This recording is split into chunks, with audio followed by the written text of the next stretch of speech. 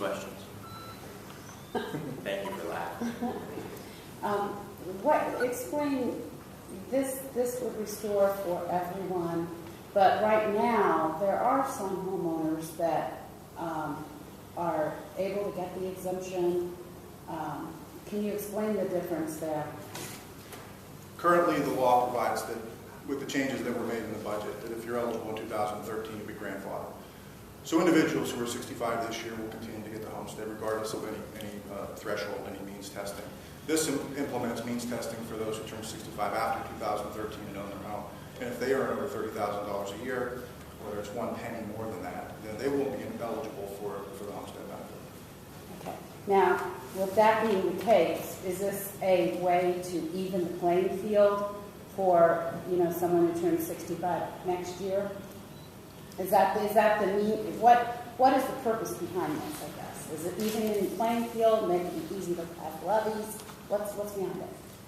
Well, the levy question is an important question. Essentially, what's happened, I think, and I'll let Nick respond as well, is that we've found a way in the state of Ohio, or leaders in the legislature found a way to generate some revenue to fund an income tax cut. And it's being done on the backs of those who will be turning 65.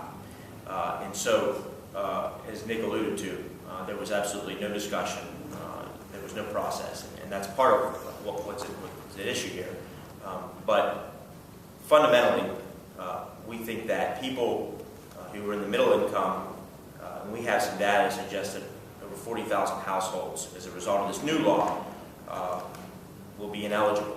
And so these are thousands of Ohioans, many of whom are seniors who are in the middle class, who are having a hard time as it is financially, as we've talked about, making ends meet, paying for the cost of utility, the rising cost of gas, food costs, medications, prescriptions.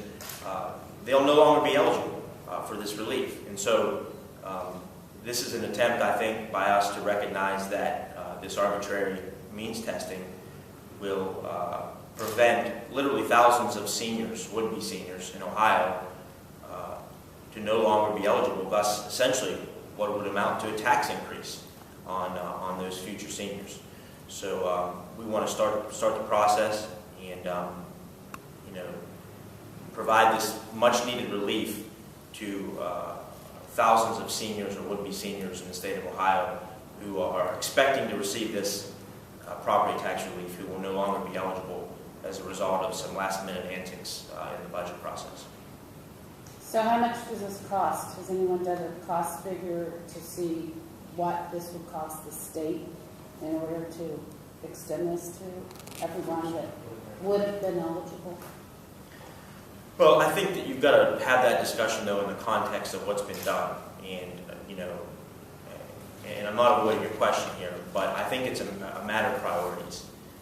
And so, do you prioritize giving income tax relief to people here in Ohio who are doing pretty well, who are, in the 1%, or do you look at middle-class seniors who are trying to make ends meet and needed some additional property tax relief? And the cost figures are not that high. I think we had anticipated next year would be around $18 million. 10 to 20. Between 10 and 20. Between 10 and 20. So I think for me it's a matter of where your priorities lie. Do they lie with providing property tax relief for middle-class seniors, or giving income tax cuts to the wealthiest Ohioans? So I think that's the question that we have to ask ourselves as a state, and that's what we're sitting on an enormous surplus here in the state of Ohio. We have local governments that can't afford to hire additional police and fire, can't put in place good infrastructure. We have seniors who are struggling, working class people who need these basic services. So I think it's a question of how we appropriate the money in this state and who we prioritize. And I think in this case, we want to send a clear signal that Ohio seniors are worth investing in. These are people who have paid taxes for years in our state, who have contributed to building our communities, and deserve this property tax relief. I guess to add to that, when you look at the budget, this tax increase didn't have to occur. There's approximately $2 billion in surplus money in the budget, so the amount of money that we're talking about is a drop in the bucket compared to the overall surplus. It wasn't necessary.